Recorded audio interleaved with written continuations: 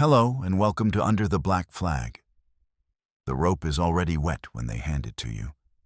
Not rain wet, not dew or storm, salt wet. The kind of damp that's been there too long, soaked through and stained from older hands and older sins. It smells like every harbor you've ever fled, like brine and copper and things you were never meant to touch. It slides in your grip at first, slick and cold, but you wrap it anyway. Twice, tight. The burn starts before you even pull. It leaves a mark. Of course it does. Behind you, the gallows still creak. No one speaks of the man who swung this morning, but the air holds him like a ghost. You didn't stay to watch. Didn't need to. You heard the boots shuffle, heard the wood knock beneath their weight, heard the rope groan, and somewhere, not in the air, but inside you, you felt the drop. Not because it was yours to carry, but because he had your name. Not your blood, not your eyes, but your name.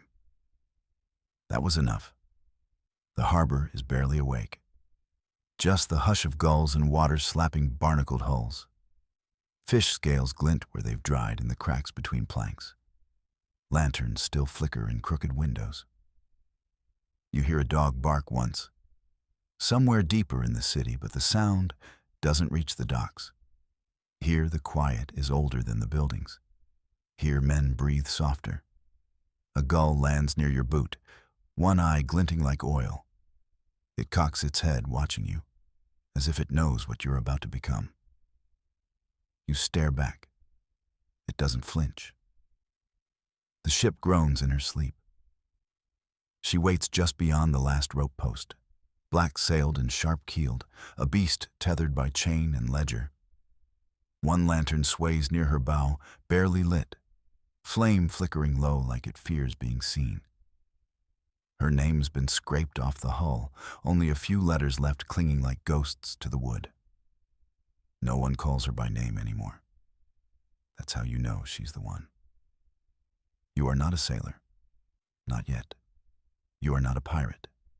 Not yet. You're just someone with calloused hands and too much wind behind you to go back the way you came. Your boots creak as you walk the dock. It slants beneath your weight, swollen from years of salt and silence.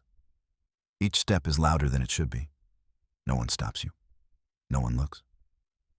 At the gangplank, you pause. You smell tar, old rum, damp rope. Beneath it all, ash. Burned wood and something like singed sugar. Memories of kitchens that never fed you. Homes that never held you. You step aboard. No one greets you. No nod. No barked command. Just the soft lurch of the ship as it accepts your weight. The boards are scarred beneath your feet. Worn smooth by storms and years and boots heavier than yours. The sail hangs loose above like a waiting curtain. Shadows hiding the ropes, the lines, the rigging knots you haven't yet learned to name. You place your hand on the mast. It hums. Not sound. Not truly. Just a kind of knowing. Someone coughs. Low. Gravel-throated. You don't turn. You know what this is. Your test. So you move. You pull the rope they left for you. You don't ask what it's for. You don't ask where it leads. You just pull. The line resists at first, then slackens. The salt bites your raw palm again. The fibers rasp your skin. The old burn splits. You grit your teeth and pull harder. Let the mark deepen. Let it claim you. Because this is what you wanted, isn't it? Not gold, not glory, not even revenge. Just to be unforgotten. To be known for something more than a name, shared with a dead man who swayed on the rope at dawn. Somewhere below deck, a door slams. Boots shuffle. The ship shifts slightly, turning toward the tide like a beast sniffing air. You don't know what you're doing, but your hands do. Someone throws a sack at your feet. Clothes, a belt, a dull knife. No one says it, but you've been accepted or condemned. Hard to tell the difference out here. The dock grows smaller behind you. The city, if you could call it that, is all broken windows and crooked chimneys, backs of buildings leaning away from the water like they know better than to look too long. Smoke curls into the sky, thin and slow, from a chimney that might belong to a bakery. You remember bread. You forget it. You take the sack below deck. A hammock waits. So does dust. And silence. You hang the sack, then sit. Let your hands rest in your lap. Let the blood from the rope mark dry into a crust that'll flake away by morning. Maybe. The ship creaks, but not in protest. She creaks like bones stretching, like lungs filling, like something waking up. There is no bell to mark your arrival, no name carved into wood, no page to sign, just a rope, a burn, a breath. And by sundown, the wind will carry your name across the bay. Not the one the man on the gallows wore, not the one your mother whispered once in anger, not the one written in ink on court scrolls or tavern debts. No, the one you earned when you wrapped the rope and didn't let go, when you stepped onto a ship without a name and didn't ask why, when you bled into wood and salt and silence. The sea doesn't need to know your story, just that you're ready to disappear into hers.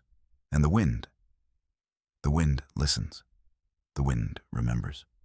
The wind knows what you are now, and it's waiting. You don't ask why the deck smells like blood. It's not fresh, not entirely. It clings to the grain of the wood, deep in the seams where boots have ground it down for years. Mixed with pitch, mixed with sweat, mixed with something older than both.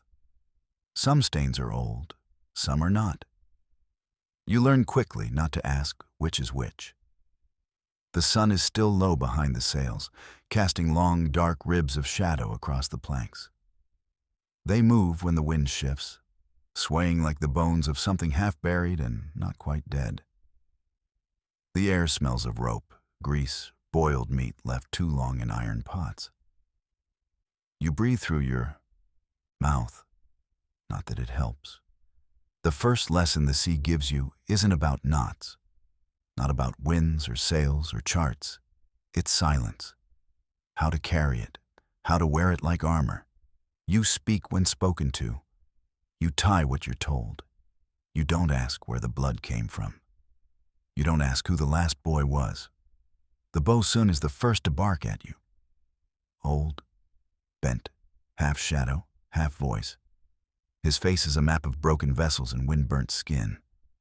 When he calls, you run. Not because he's cruel, but because his voice sounds like splintered wood being torn from a hull. He doesn't look at you when he hands you the line, just drops it at your feet and points toward the rat lines. You don't hesitate. The rigging sways like a drunk man's spine. You climb anyway. The sail flaps above, loud as thunder in the hush of morning. It snaps and groans like it wants free, wants to leap from the mast and vanish into the sky. But it doesn't, because of you. Your hands burn again, rope biting across the blister you earned yesterday. Salt opens it wider. You don't wince. Someone below whistles once, long and low. Not at you, at the sea, at the way the morning's beginning to breathe. You knot the line. Then another. You forget their names. But your hands remember the shapes. Below, the crew moves like slow water. No one hurries unless ordered. Every man older than the sea or wearing the face of someone who thinks he is. They don't speak much, but they watch. Always watching. You feel them even as your fingers fumble, even as you tie wrong and then right again. They are the museum of sins the world didn't know how to bury. Gold teeth, storm scars, fingers missing, eyes that never blink. One man wears rings on every finger. None match. You think they might have belonged to someone else once. You think they still do. You climb down, rope creaking, blood drying, fingers trembling. The man with the rings watches you from beneath his hat, eyes dark as wet coal. You look away.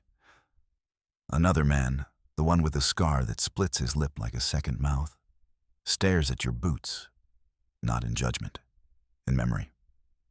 Like he had those once, or killed someone who did. You keep walking. The sail above you calms, no longer flapping, just breathing. The sky grows warmer. Clouds smear across the horizon like ash across a hearthstone. You scrub the deck where someone points.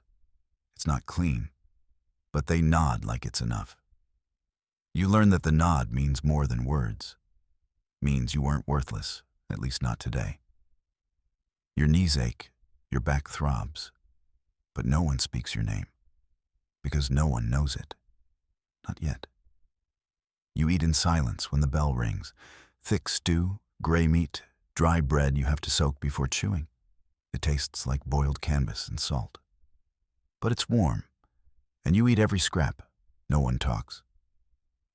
The cook hums. Something slow. Something sad. You hum with him. Quietly. At dusk, the sky glows copper, where the sun sinks behind the hills of the distant shore. You can barely make it out, but you know it's there. The place you left, or fled, or were cast from. You run your thumb over the rope burn on your palm. It's swelling now, cracked and red. You don't mind.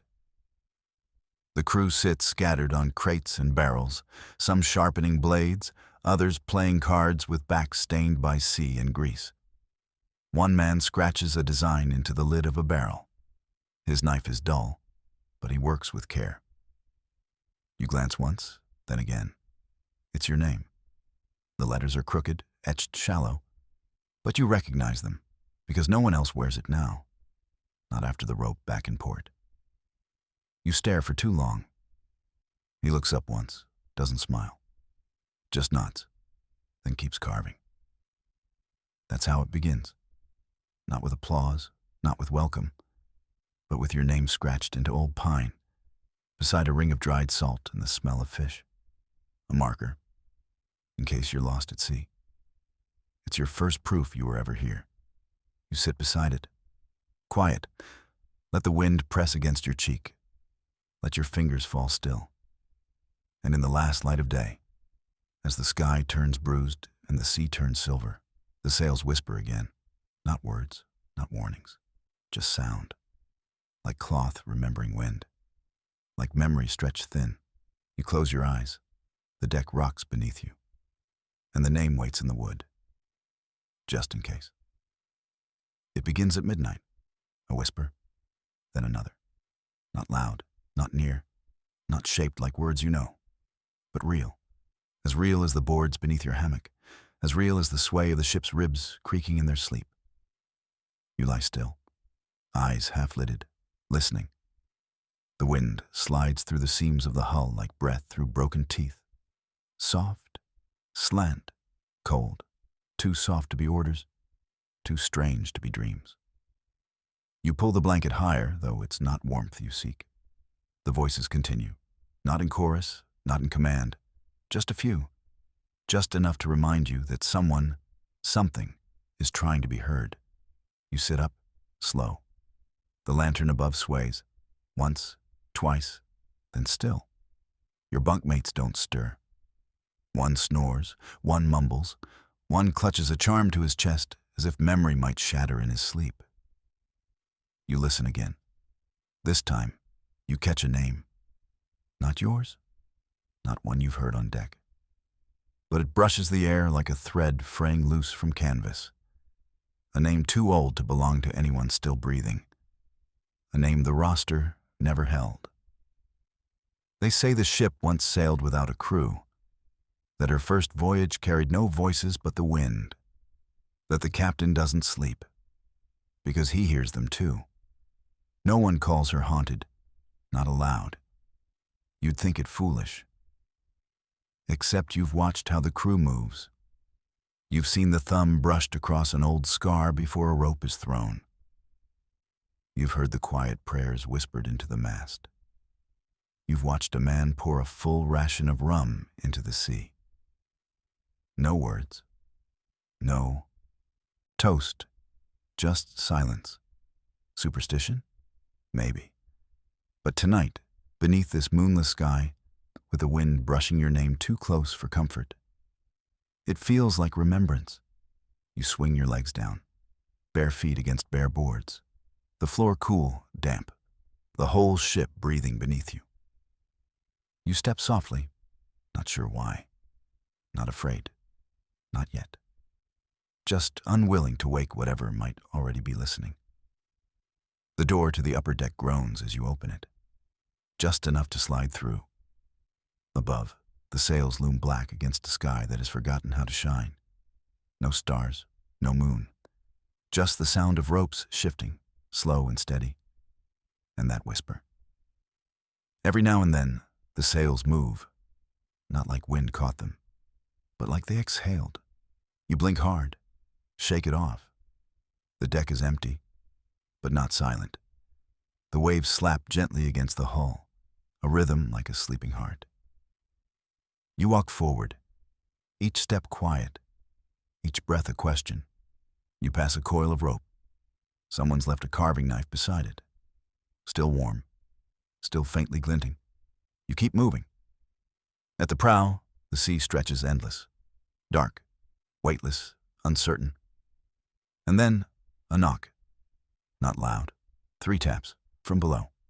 Not the groan of hull against water, not the creak of boards, but deliberate, measured. 3, like memory knocking to be let in. You freeze, listen. Nothing follows, but your breath doesn't return. You rest a hand on the rail. The wood is cold, older than anything you've ever touched, smoothed by time and storms and hands you'll never meet. You close your eyes, and the wind shifts. This time, it says something clearer, a phrase, a line of something once familiar. You try not to understand it. You try to let it pass like so much breeze and noise. But you can't, because you've heard that voice before. Not here. Not in this life, maybe. But somewhere, in a moment buried beneath salt and ash, you return to the steps, down again, back below. The sounds above fade, but they don't disappear. You pass the carved barrel with your name. You trace the letters once, just to remember who you are. You slip back into your hammock. The sway of the ship rocks you gently. But your eyes stay open.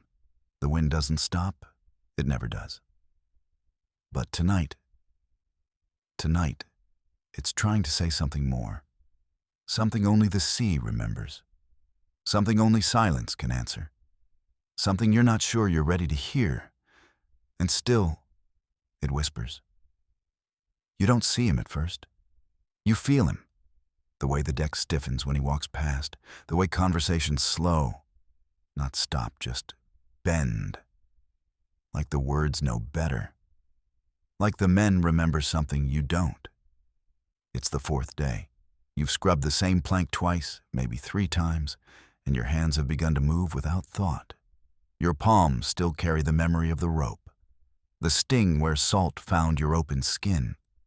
You've memorized the footfalls of the men who speak too little and sleep too light. And then you sense him, not from sound. He doesn't make much of that. No stomping boots, no barked orders, just a presence. Like the pressure before a wave breaks. Like the breath the sky holds right before thunder. The captain. You only know it's him because every man turns without turning. Eyes lower, shoulders square. Fingers pause, then quicken. He doesn't look like you imagined. Not young, not old, not fierce, not soft. He wears a coat older than the ship. Stained at the cuffs, frayed at the seams, heavy with salt that no hands ever tried to clean. There are things stitched into it that don't belong. Threads from places you've never seen. Bits of rope. A button that glints like it came from a king's table. He walks past you, and the wheel behind you doesn't creak. The sail flutters once and settles like it knows who holds its tether. The air shifts. You look up, and he meets your eyes. Just once. No nod, no motion. But something inside you stirs, a tide moving in your ribs, a silence louder than any voice. Later, when the sun leans low and the deck turns to bronze, you find him again. Or rather, he finds you. You're tying a line wrong, twice in a row, and your knuckles ache from trying to pretend it doesn't matter. He watches, doesn't correct you. Then, softly, he says, "Your hands are wrong for knots." His voice is low, worn smooth, like beach stones rolling together in a tin pail. He doesn't mean it cruelly. It's a truth. The way salt is a truth. The way time becomes a part of the wood. He pulls something from his coat, tosses it to you. A compass. It's brass dull, its face cracked. No needle. "Find your bearing anyway," he says. Then he's gone. You hold it in both hands. It's heavier than it looks, heavier than brass should be. There's a story inside it, a memory with no shape. You don't ask what he meant, not to him, not to the sea. You already know. That night, when most of the crew sleeps, or pretends to, you climb to the edge of the quarterdeck and lie flat on the boards. The stars above you blink like ancient secrets trying to stay awake. You spread a chart on your chest, not one from the ship's stores, one you made yourself, charcoal on old cloth, lines that make no sense, symbols that came to you in dreams. You press the compass into the center of it. It doesn't spin, but somehow it points. You begin to chart stars, names you don't know, constellations that flicker just out of memory. One looks like a broken mast, one like a coiled rope, one like a face you don't want to remember. You trace them, one by one, quietly, deliberately. And as the wind rises, soft and slow across the deck, you understand. Some men follow maps, some become them, and others chart their way through silence. You lie there until dawn pinks the edge of the sky, and the sails above you catch the first light like wings ready to open. You don't move, not yet, not while the air still holds his voice, not while the compass rests over your heart. The ship breathes, and somewhere below deck, someone dreams a storm that hasn't come yet. It started before the sky changed, not with wind, not with cloud, but with the quiet, a hush that settled over the sails like frost, like the breath of something ancient passing overhead, unseen. You were coiling rope when it fell. The color, the light, the line between water and sky. Gone. The sea turned first, not to gray, not to black, to something darker than black, slick and cold and thick like oil spilled across a ledger. You couldn't see the horizon anymore. Just the blur where sky folded down over everything you thought was real. No gulls, no cries, just stillness. And then it moved. Not wind, but pressure. A wall of air and weight that pressed into your ribs until your chest forgot how to rise without hurting. Rain came sideways, heavy, sharp. It tasted like rust, like iron run through the teeth of a dying man. The sails screamed. The lines pulled so tight they sang. You looked up, and the sky. The sky had no shape, just colorless rage, the kind that doesn't flash or shout, the kind that punishes. The ship groaned beneath you, not the way she usually did, old wood and rhythm. This was different, like pleading, like something begging not to be swallowed. And still, no one screamed, no one prayed. The crew just moved. One step, one grip, one pull at a time. They moved like they'd done it before, like the storm was a language their bodies had learned long ago. Even you. You didn't think, you didn't breathe right, but your hands blistered and your legs burned and you kept climbing, tying, ducking, hauling. You moved because stopping meant feeling. And if you felt it, you'd know the truth. No one survives storms like this. Not by luck, not by skill, only by being too stubborn to sink. Water poured down the back of your neck. It soaked your boots until your toes went numb. The deck tilted under you, left, then harder right, then lifted like a breath that never dropped. A wave slammed into the bow. You didn't see it, only felt it, like the ship hit stone. Your shoulder cracked against the railing. You bit your tongue and kept tying. Above you, the sails twisted, shredded at the edges like torn flags from lost countries. You saw a man nearly lifted from the mast, another disappear behind a curtain of water that roared like a god. Still, no one called for mercy. You couldn't. You couldn't hear your own breath. The storm took the shape of time. Each second stretched, bent, snapped. You couldn't say how long it lasted. A minute, an hour. A day turned to shadow. All you knew was movement, and the ache in your arms that never stopped. You don't remember the end. Not really. You remember blinking, and the rain was gone. The sky was pale. The sea, still. Not calm. Still. Like it had never moved. Like it hadn't just tried to unmake you. You lay flat on the deck, soaked through, every bone heavy as lead. The boards beneath you no longer screamed. They just breathed again. You sat up. Salt dried in the corners of your mouth. Your hands, blistered, cracked, trembling, looked like someone else's. You scanned the crew. No one spoke. No one celebrated. Just quiet. Men breathing in rhythm. Some crouched. Some stood staring at nothing. All of them waiting for the silence to break. It didn't. The sails fluttered gently in the soft dawn wind. The rigging dripped. The compass at the helm spun twice, then stopped. You walked the deck, slowly, each step reminding you were still there, still tethered to something that hadn't let go. The sea had forgotten how to be blue.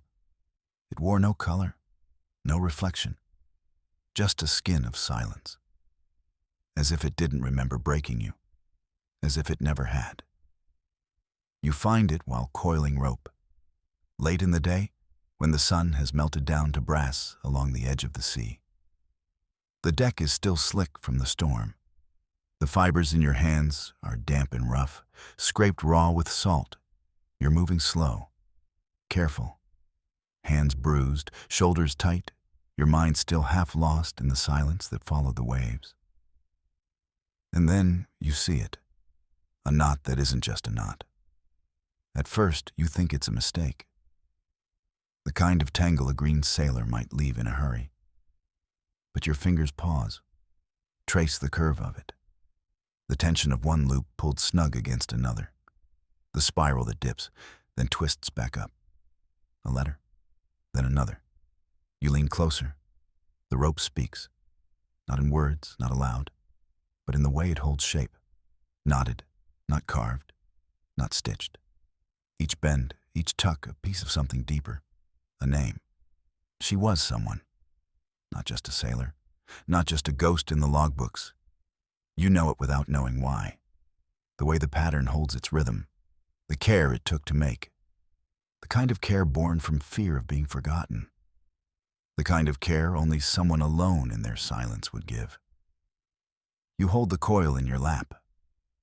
The rest of the deck hums quietly. Boots thudding, wood creaking, a gull crying far behind the stern. But you don't hear any of it. You only hear the whisper the knot keeps to itself. A shadow settles beside you. It's the deckhand with one ear, the left one missing, sheared at the base. You've never asked how. He sees the knot in your hands and nods like it's a gravestone. She tied it herself, he says. His voice is gravel-soaked in rum. Not cruel, not kind, just worn. So she wouldn't be forgotten. That's all he says. He walks off. and something in you changes. That night, you don't sleep. You walk the deck, lantern low, eyes tracing the ropes. They hang like ribs from the rigging. Spill, like snakes from barrels. Wind around belaying pins and vanish into canvas. And you see them, not just hers, others. Names you wouldn't have noticed before. Loops and shapes that no wind or salt could have made by accident. Some half-finished, some torn. One, buried near the anchor winch, is so delicate it looks like lace spun in tension. Another, thick and clumsy, spells only one letter over and over. An M. You don't know who they are, but you feel them, like fingerprints left in dust, like breath still warm on cold glass. You wonder who saw them last, who touched them, who read their names before the sea pulled the rest of the story under. The next day, you try to find hers again, but the coil's been moved, tied elsewhere, lost in the tangle of daily need. You search for hours. It doesn't return. But you remember the way it felt in your hands, the weight of her wanting to be remembered. And now, you can't stop watching every line, every loop, every length of rope, because they hold more than the sails. They hold ghosts. They hold stories no one wrote down, only tied, quietly, when no one was looking. You sit in the shadow of the mainmast and wonder, what will yours look like? What shape will your fingers remember to twist in the dark? Will anyone recognize it for what it is? Or will it be lost among 100,000 knots? Just another coil soaked with time. You press your palm against the rope at your side, not to tie, just to listen. And the wind moves over the deck, slow and low, like it's still carrying names you haven't yet learned how to read. You wake to the sound of boots, not the heavy, ship-worn kind. These move softly, deliberate, steady. They don't squeak, they breathe. You lie still in your hammock, eyes open to the darkness that never quite leaves the belly of the ship. The lantern's flame has gone out, but the air still smells of burnt oil and damp wood. You listen. 3 steps, then a pause, then 2 more. No alarm, no shouts, no cannon fire, just silence. Too perfect, too complete. The kind of silence that means something has already begun. You rise slow, barefoot, careful not to make the boards speak beneath you. Your body remembers the rhythm of this ship better than your mind ever did. You know which planks creak, which stairs whine, which ropes hum when brushed by passing air. The moon spills a thin ribbon of light through the hatch above, silver and pale, like bone under skin. You follow it. When you reach the deck, the night feels strange. The wind holds its breath. The sails hang limp, but not for lack of air. It's as if the sky itself refuses to move. And then you see them, shadows in the moonlight. Not sails, not birds, not men you recognize. Boarders, but not yet enemies. They stand on the deck like they belong there. Faces half lit, half lost in the hush of the sea. You can't hear their breathing, but you can feel it. The rhythm of men waiting for something to happen. A heartbeat that isn't yours, pulsing in the air. No one fights, no one even speaks. It's as if both sides are listening for the same sound, the one that will decide which world swallows the other. You glance toward the mainmast. The lookout is gone. The ropes that should sway in the breeze hang stiff, like veins gone cold. Your pulse climbs, but your feet stay still. You find the captain near the helm. He stands as he always does. Steady, coat hanging like a shadow of the man beneath it. His hands rest on the railing. No pistol, no blade, just calm. His eyes move once toward the intruders, then to you. He doesn't speak. He doesn't have to. The look is enough. You understand. This isn't surprise. It's remembrance. You step closer, and something shifts inside your chest. Not fear, not cold, but weight. Like the moment before thunder, like the memory of a promise you thought had long sunk beneath the tide. The air hums low, heavy with waiting. One of the strangers moves. Just a fraction, enough to catch the moonlight along the curve of his blade. And then, suddenly, the silence is unbearable. It fills your ears until you swear it might break them. You can hear your pulse, the creak of the deck beneath distant feet, the faint drip of water from the rigging, all of it building towards something you can't name. The captain's hand lifts slightly from the railing. His head tilts, barely. A nod, one slow, final nod. The kind a man gives to the inevitable. The kind that says he's known this night for years. And then the silence breaks. Not with cannon fire. Not with shouts or the clash of steel. It breaks like wood under strain, like something giving way that was never meant to bend. You move before you think. Your hands grab rope. Your feet find grip. A shape lunges through the mist, then another. You see flashes, steel, sweat, moonlight on eyes too hollow to belong to the living. You swing the rope, pull hard, anchor yourself against the mast. The ship lurches, as though the sea beneath it is waking too. Every board groans in answer. You smell salt and blood and rain that hasn't yet fallen. The taste of it is iron and memory.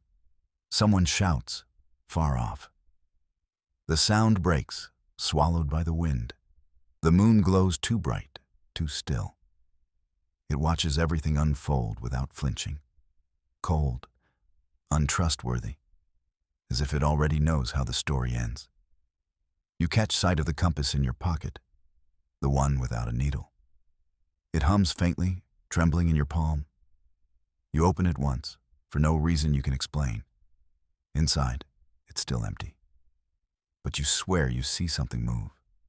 A shimmer, a direction that doesn't exist. You close it again. Press it tight to your chest. The world tilts.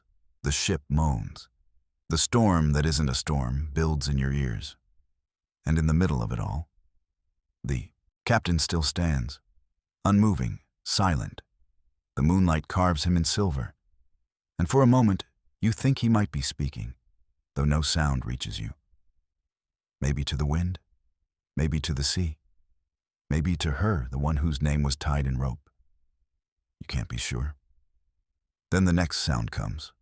Not thunder, not blade, but wood splitting open deep below the hull. A hollow crack that echoes like a heart breaking underwater. Men turn, eyes wide. Someone reaches for the lantern. It falls, shatters, and the deck becomes a shadow, swallowing itself whole. You hear the captain's boots move at last, slow, measured, each step a punctuation in the chaos that hasn't yet come. He passes by you without a word. The coat brushes your arm, heavy, salt-stiff, smelling faintly of storm and iron. And you understand that whatever happens next, this ship will never be the same again. You tighten your grip on the rope. The sea waits below, black and endless. The moon burns overhead, too bright to trust. And somewhere behind you, in the dark, a voice whispers your name. Quiet, unsure, as if the sea itself has begun to remember who you are. You find it by accident, not in a chest, not beneath a bedroll, not stashed where someone might reach for it in a hurry, but hidden, wedged behind a loose board below deck, under a coil of old rope and a torn oilcloth that hasn't seen daylight in years. You're looking for something else, a scrap of canvas, a belt, anything to patch the rip in your sea coat. Instead, your fingers brush cloth, soft, stiffened with age, and under that, steel. You pull it free, slow, careful. The blade is small, short enough to hide in a boot, sharp enough to cut breath. It's wrapped in linen that smells faintly of ash and honey, a scent that doesn't belong on this ship, It clings to your fingers, lingers in the air. You unwrap it without meaning to. Not curiosity, memory. Your hands move like they know this already. Like the blade is something returned, not found. The steel gleams, even in shadow. Clean, untouched by rust. The edge is cruelly narrow, the hilt worn smooth from fingers not your own. And there, on the underside, carved into the wood just above the tang, 2 letters. They stop your breath. You don't say them. You can't. But they match a name you whispered once. Not recently. Not here. Long ago. Before the ship. Before the sea. A name spoken only in dreams. You close your hand around the knife. It fits. Too well. You should leave it. Return it to its hiding place. Forget you ever touched it. But you don't. You wrap it again. Tighter. Slide it into the inside pocket of your coat where the stitching's loose. It disappears against your chest. Later, you find the quartermaster above deck, counting rations by lantern light. He glances up once, then down again, until you ask. Not a question, just the name. Soft, unsure, heavy with something you can't name. He freezes. His hand goes still above the tally marks. And in the stillness, you feel the weight return. Like the air thickened, like time recoiled. His face doesn't change, but the color drains slowly, like the tide pulling from a shoreline that forgot it was ever wet. It was hers, he says. That's all. Just that. And he says it not like a fact, but like a warning. He won't speak again. Not about her. Not about the blade. You leave him with his list and his silence. That night, the wind changes. It slips through the cracks in the hull with a different voice. Not louder, not colder. Just searching. It brushes your cheek while you sleep. Lingers behind your ear. Whispers without words. You wake before dawn, not with fear, but with knowing. You lie there, eyes open to the low slant of moonlight across the deck above. The hammock sways gently. The boards creak the way they always do. But something in the dark hums against your chest, a pulse not your own, a heartbeat wrapped in ash and linen. You sit up, listen, and there it is again. Your name, not shouted, not called, whispered, as if someone's searching, as if someone never stopped. You press your hand to the pocket of your coat, feel the knife beneath, and for the first time since boarding this ship, you wonder if you were meant to find it, or if it found you. You lie back in the dark, eyes wide, listening to the silence fold in on itself. Outside, the wind moves like a memory trying not to fade, and the sea waits, always waiting. You find it when you're not looking for anything, just flipping through old pages. Pages that smell like wet rope and dried tobacco. Pages that carry the weight of storms they never mention. The ship's log, brittle with time, its spine cracked, its corners softened by damp fingers and sleepless nights. It's there, tucked between 2 blank entries. Folded once, then again. Thinner than the parchment around it. Torn at the edge, as though someone meant to rip it completely, then couldn't. Your fingers hesitate, then move anyway. The ink has bled, but the words remain. Salt has preserved them like bone in sand. If I never make it back, bury me in the bay. No name, no date, nothing else. Just that. You read it once, then again. The third time, the words change. Not literally, but in how they settle in your chest. It feels like something you wrote, long ago, on a different shore, with a different hand, one you've since learned to forget. You close the book, not too quickly, as if the letter might tear from the air around it. You tuck it into your coat pocket, behind the compass, beside the knife, where things that don't belong to you have begun to live. You show no one. But something has shifted. The next morning, the cook eyes you differently. He doesn't ask questions. He doesn't need to. He just watches you across the galley, his hands slicing through potatoes like he's done it 1,000 times before. And maybe he has.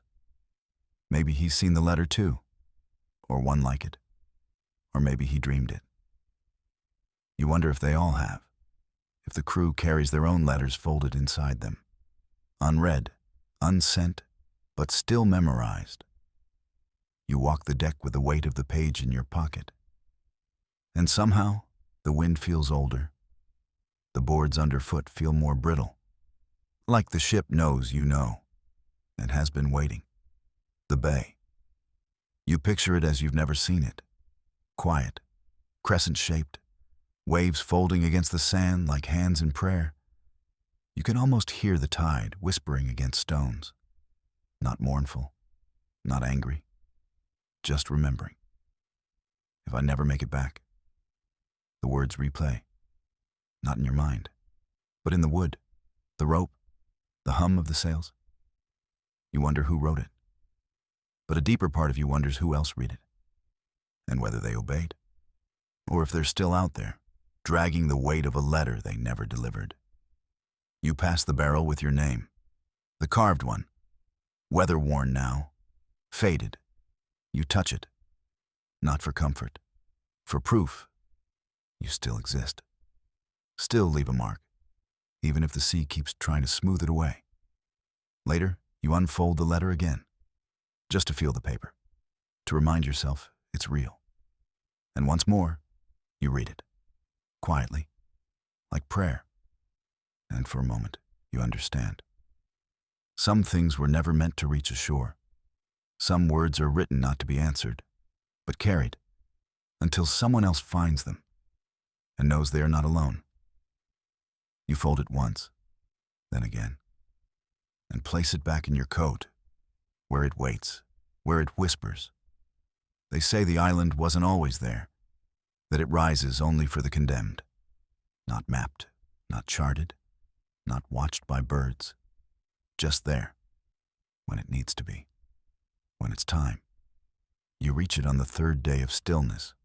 No wind, no tide, just water that doesn't ripple and sky that doesn't blink. The sea feels like glass, too perfect, too flat, like something holding its breath beneath you. No gulls, no clouds, no sun, though the light still finds a way. The ship drifts, oars creaking in soft rhythm. You feel the island before you see it, a weight in your bones, the way old guilt settles behind your ribs when you're finally still long enough to notice it. The crew doesn't speak. Their eyes are too quiet. They don't point. They don't ask. The island rises just past the curve of the horizon. Small, jagged, shaped like something broken. Dark sand, low palms, a shoreline that refuses to shine. The captain doesn't go ashore. You knew he wouldn't. He doesn't even glance at the longboat when it's lowered. Only two climb in, you and the man with no past. No one knows his name. They just call him the other, the one who never drinks, never sleeps, never blinks long enough to dream. He, Rose. You watch the ship grow smaller, its lanterns like distant stars. The island smells of iron, the kind that lives in old knives and fresh wounds, the kind that never quite washes off your skin. The sand crunches beneath your boots, more bone than shell. The trees are thin, leaning like they've heard too many confessions. The wind doesn't move here, but something does. You don't speak. He doesn't either. The shovel was in the boat. You didn't ask who placed it there. You walk until you find the place. You don't know how. But your hands do, your feet do, even your breath does. He starts digging. You kneel beside him, not to help, to remember. The first clink comes shallow, metal against stone, then softer, duller. You dig with your hands. The sand parts reluctantly, like it knows what you're looking for. You find the chest, half rotted, rope bound, stained black where the wood gave up its shape. He pulls it free. No lock, no seal. You open it. Gold, old, not gleaming. Coins caked in salt and years, some melted together, some bearing marks you don't recognize. But it's not the gold that stops you. It's the ring, small, silver, inlaid with a crescent mark you've seen before. On the knife, at the hilt, the same carved shape. You reach for it, then pull back. Like touching it might change you, like it already did. And just beyond the ring, bone. Not a full skeleton, just a piece, a hand, wrapped in the remains of a faded ribbon. Dark with time, dark with something else. He sees it. The man beside you. He says nothing, drops his shovel, and walks into the jungle, not fast, not frightened, like a man going home. You don't follow. You wait. But he doesn't come back. The chest is open. The gold stares at you like an old question. You lift it. It should be lighter. It isn't. You carry it to the boat. It creaks under the weight. But you row. The sea makes room. It always does. Back on the ship, no one asks what you found. No one asks where he went. The captain watches you climb the ladder, his face unreadable, but his hands are tight on the rail. You don't tell him what you saw. You don't open the chest again, not that night. Not ever. But the weight remains. In your arms, in your breath, in the wood of the boat, in the seams of your dreams. Because you know, it was never about the gold. It never is. You carry it anyway, because that's what we do with guilt. We bury it, and then we dig it up, just to feel the weight again. And some things sink slower than they should, even when they were meant to drown, even when you were the one who let them go. The compass stops spinning, not slowly. Suddenly, like a thought remembered too fast, like a secret no longer willing to stay quiet. Its face has pointed nowhere for weeks, circling, twitching, wandering like a drunk thing lost in fog. But now it steadies, its needle sharp, locked, pointing toward nothing, or so you think. You turn your head. Nothing but ocean. No sails, no coastline, no island too proud to hide. But something inside you stirs. Something in the way the wind curls around your wrist. Something in the ache behind your eyes. You've seen that direction before. Not on charts, not in books, in dreams, in flashes, in the moments just before waking, when the dark still clings like brine. You carry the compass to the helm, expect a voice behind you, a command, a question. But the captain only watches. He nods once, nothing more. You take the wheel. No orders, no course called out, just the sound of your breath sinking with the creak of the wood. Just the faint hush of the sea giving you permission. Each mile is déjà vu, each wave a word in a language you forgot you knew. Each knot of rope a line you've already traced. This is not navigation. This is return. No birds follow, no clouds gather. The wind hums like a hymn half sung. The sky pales, not with light, with memory. You glance at the compass again. Still steady, still sure. You sail until your hands grow numb on the wheel, until the lines of your palms feel etched into the wood. And then, on the edge of vision, a shape, not distant, not near.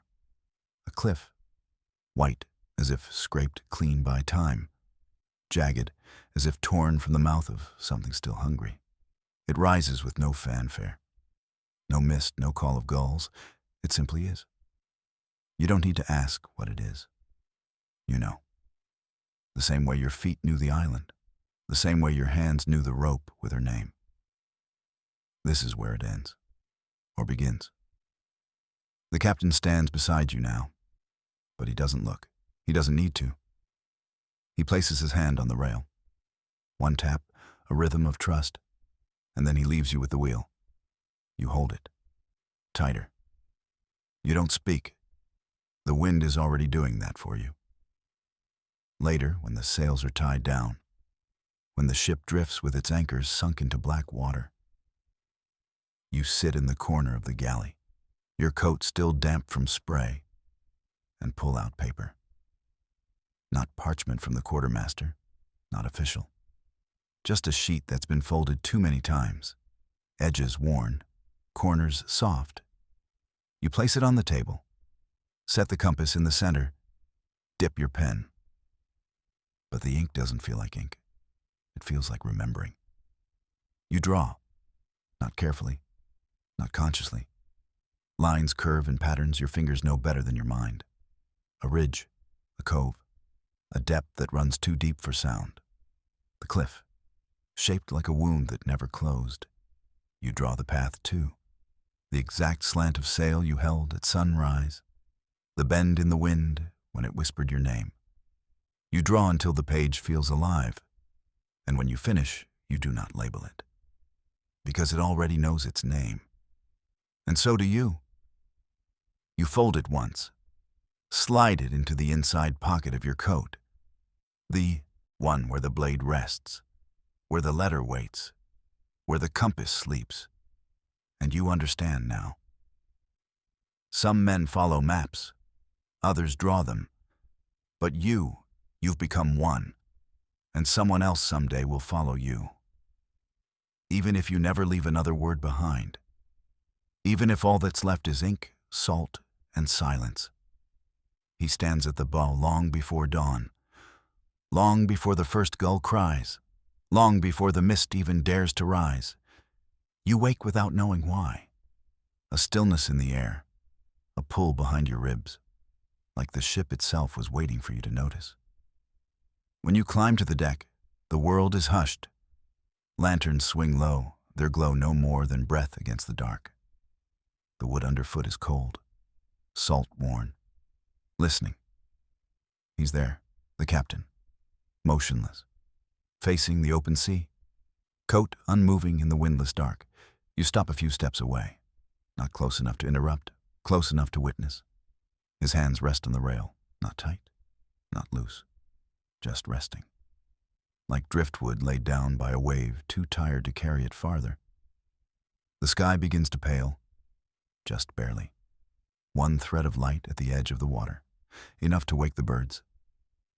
And then it happens. The gull cries, a single note, high and lonesome, breaking the silence like glass. He exhales and speaks. Not loud, not sharp, but broken, like wood too long soaked in storm, like something worn smooth by all it couldn't say. You don't speak, you listen. He tells you about her, not by name, but by silence, by the shape she left behind in the rope, in the knife, in the ring. He tells you about the names whispered through the rigging, the ones the sea won't let go, the ones never written in the ledger, but carved into the ship's bones all the same. He tells you why the ship never sinks, why the wind always finds it, why the tide knows her shape like a mother knows her child. He tells you why the dead follow, not out of vengeance, but longing, because they remember. And remembering is heavier than any anchor. His voice cracks as he speaks, not with grief, with release, as if every word has been waiting behind his teeth for years, afraid to be let out. And you feel it, not as story, as truth, the kind that fits too neatly in your chest. You don't ask questions, because you already know the answers, because his story is also yours. When he finishes, he reaches inside his coat, pulls out something wrapped in oilskin, a book, leather-bound, sea-darkened, edges soft from use. He places it in your hands, doesn't speak, doesn't look at you. But the book hums, not with magic, not with power, with memory, with weight. You hold it like something living, and you understand. This isn't a gift, it's a passing. He walks away, slow, measured, The way a man moves when there's no more war to fight. He disappears below deck, and you never see him again. That night, you take the wheel. No, one tells you to. No one questions it. The sea is quiet. The stars are clear. And the journal in your coat is warm. You steer by feel, by memory, by something deeper than either. And the ship follows, as if it knew you would take it here, as if it's always known. Beneath your feet, the wood no longer creaks in protest. It sighs, like an old man finally heard, and far off, at the edge of the dark. The gulls do not cry. They circle in silence, as if the sky too is remembering. The wood beneath your boots does not sway, and that alone is enough to make your stomach turn. You stand on the dock like a ghost that forgot how to walk among the living. Every board creaks under your weight, not from your step, but from memory. This place remembers you, not by name, but by debt, by rumor, by the trail of storms you dragged behind you. The land smells wrong, too thick, too sweet, like overripe fruit left out in the sun. No salt in the air, no tar, no gunpowder, just crushed petals and warm bread and something that might have once been home. It churns your gut more than the sea ever did.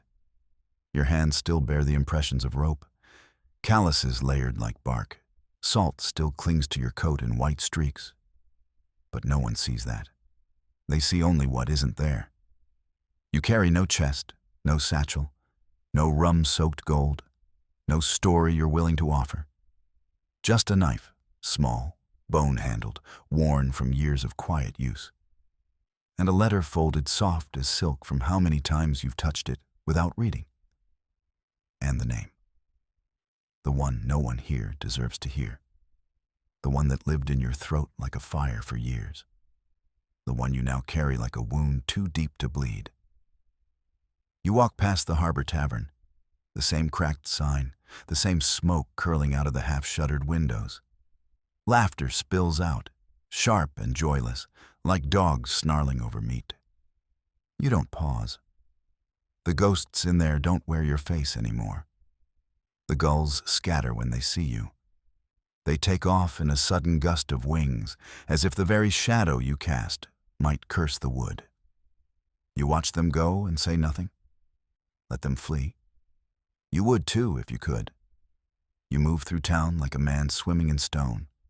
Streets tilt wrong, doors too square, walls too clean. Everything here forgot how to breathe with danger in its lungs. No tides, no watch bells, no rusted cannon watching the horizon, just earth, and too much of it. You pass the baker's stall. He doesn't recognize you. Why would he? You last saw him when your boots didn't reach the counter, asking for day-old crust in exchange for errands. You never came back to settle the tab. You never thought you would. You reach the rope post at the harbor's far end. There's no fanfare. No customs man asking for your papers. No old friend rushing to clap your back and ask what riches the waves gave you. Just a silence that feels almost disappointed, as if the land hoped you would be someone else when you returned. A boy waits there, too young to know fear, too old to pretend he doesn't understand what salt means when it's dried into skin. His shirt is frayed at the hem, sleeves rolled to his elbows. He watches you approach, eyes narrowed against the breeze. You toss the end of your line toward him. He moves to catch it on reflex, but then stops, mid-motion. His fingers freeze inches from the rope. Not because you missed, but because he saw your eyes. He stares, not in the way boys stare at returning sailors with stories, or at the scars that map a man's arms. No, this stare is quiet, hollow, a recognition that doesn't belong to him. He looks at you like he's looking through you, past the wood, past the sea, past the breath you still carry. Then he says it.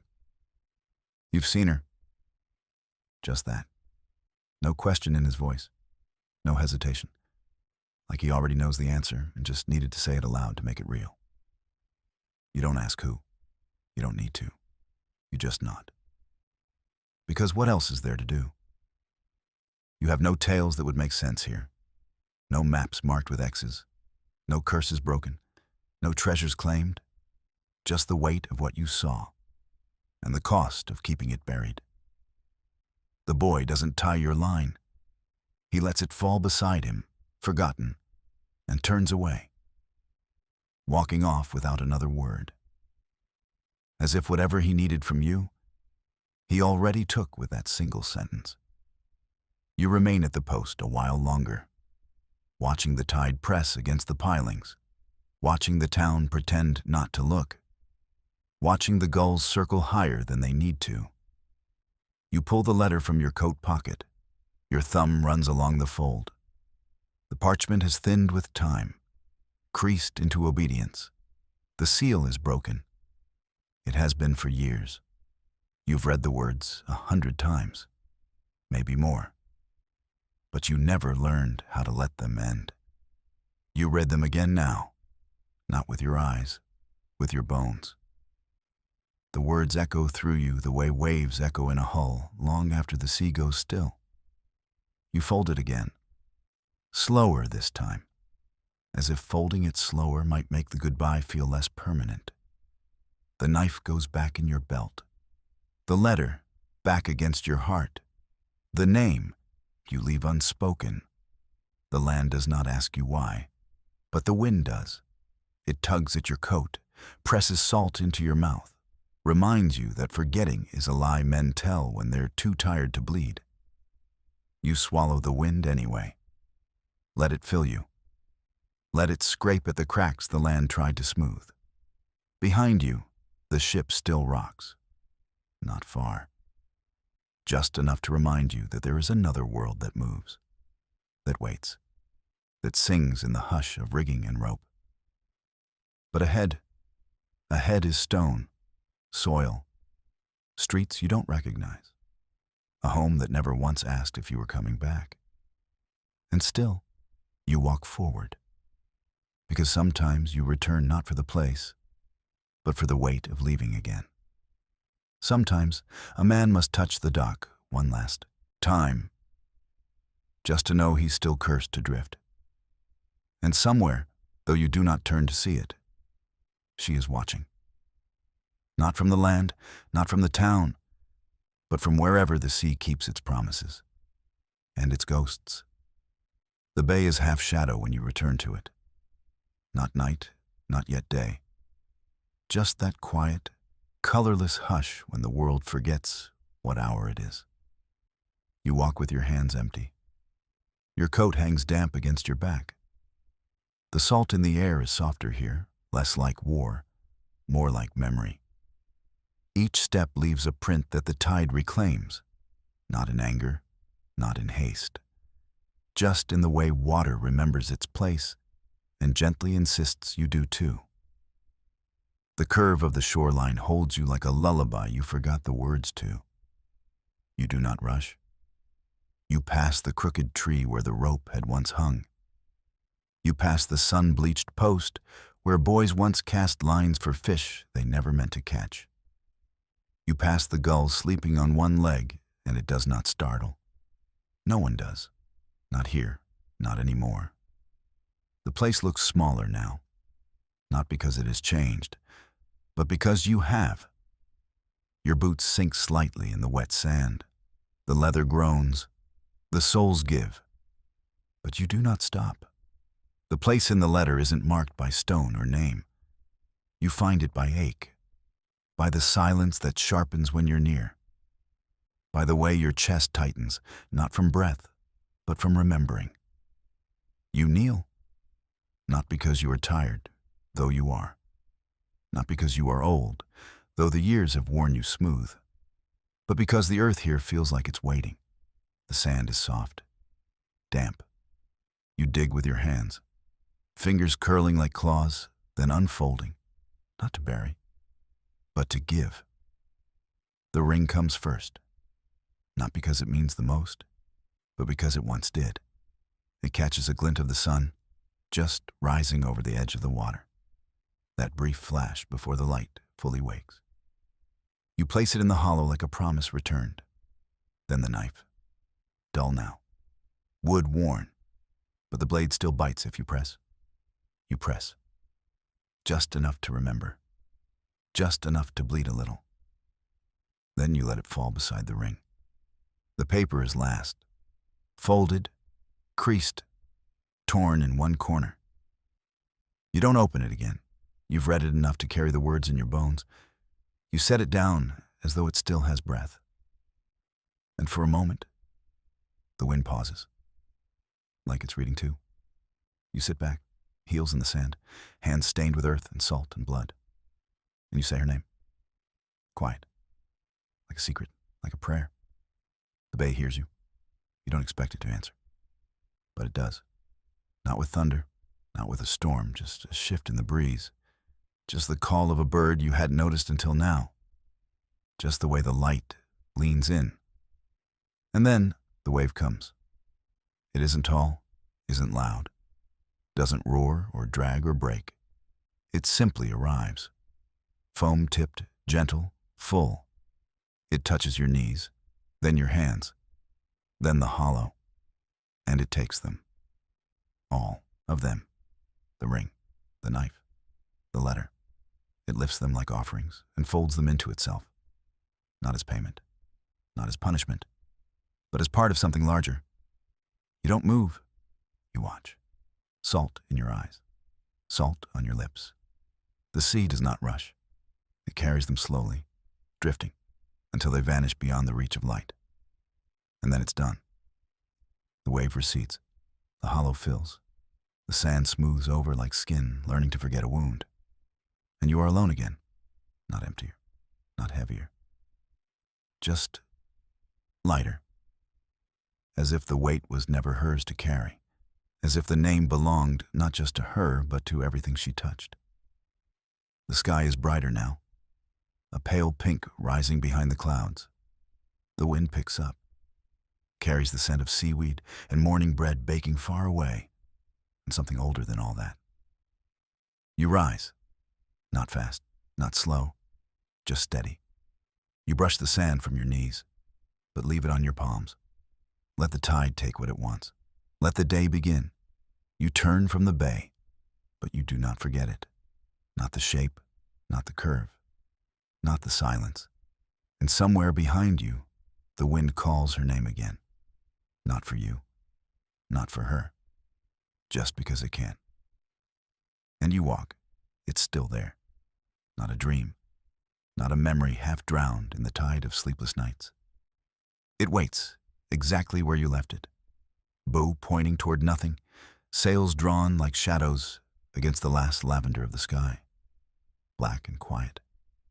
Lanterns swaying like old thoughts in a wind that knows what you've done. No flags, no colors, just the shape of return. The sea is calm tonight, too calm. It holds its breath as you step from the rocks to the warped dock, the boards flexing beneath your boots as though unsure if you are the same man who once walked them. You are, and you aren't. There is salt on your boots, and blood beneath your nails. But the only thing you carry is breath. And the bay? The bay does not stop you. You don't call for them. You don't need to.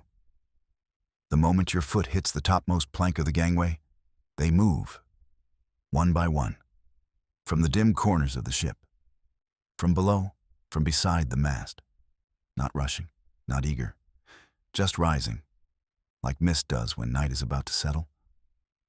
No one speaks, no one smiles, no one dares to break what silence has done. A nod, that's all. One gives you space at the wheel, another leaves your old coat folded on the crate beside it. Another hands you the rope, and the burn in your palm is a welcome thing. It reminds you you're not dead, not gone, not weightless anymore. You don't ask where you're headed. There's no map for this. The stars above flicker like memory, bright where you turned right instead of left, dim where you forgot who you were, gone entirely where the sea nearly took you. And still, the wheel fits your hand. You wrap your fingers around it, like you did the first time, like you did the night after the storm, like you did the night after the betrayal. The wood has grown older, but it knows you. It doesn't judge. You don't look back, not at the bay, not at the hill, not at the faint shape of the grave you dug with your bare hands, a grave that never needed stone. Just water. And the sky. The lanterns flicker. The sails moan softly. The deck creaks under the weight of purpose again. And you, more bone now than belief, more salt than soul, set the course. North. Maybe east, if the wind allows. It doesn't matter. You're not running this time. You're not chasing either. You're moving, and that is enough. The wind brushes past your cheek. It doesn't scream. It doesn't bite. It doesn't ask where you've been or why you didn't come sooner or whether you'll make it this time. It just moves with you. And for a second, no longer, you swear it says your name. Not the one you were born with. Not the one they tattooed into the ledger of sins when they hanged your brother and burned your oath. Not even the name they whispered in taverns when they needed someone to blame. But the one she gave you. The one the waves heard when she said it under her breath beside the fire. The one no priest ever wrote down. The one that wasn't for war or gold or vengeance. Just you. You close your eyes and let it wash through you. The way it sounds on the wind. The way it feels against your back. The way it settles into the ropes and the rigging and the keel until the whole ship seems to hold its breath around that name. Yours. Earned. Found. Not by fortune or force or fury, but by what you chose to let go. The anchor is raised. The sails catch light wind, still hesitant. The lanterns sway in agreement. And behind you, the horizon does not protest. There are no goodbyes, just water and wood, and a name that doesn't need to be spoken to be known. You breathe. Once, twice. Not for luck, not for strength, just to remind yourself that you're still here. And then you press your palm against the wheel, and you move. Not into legend, not into story, but into something softer, something deeper, the night, and whatever waits beyond it.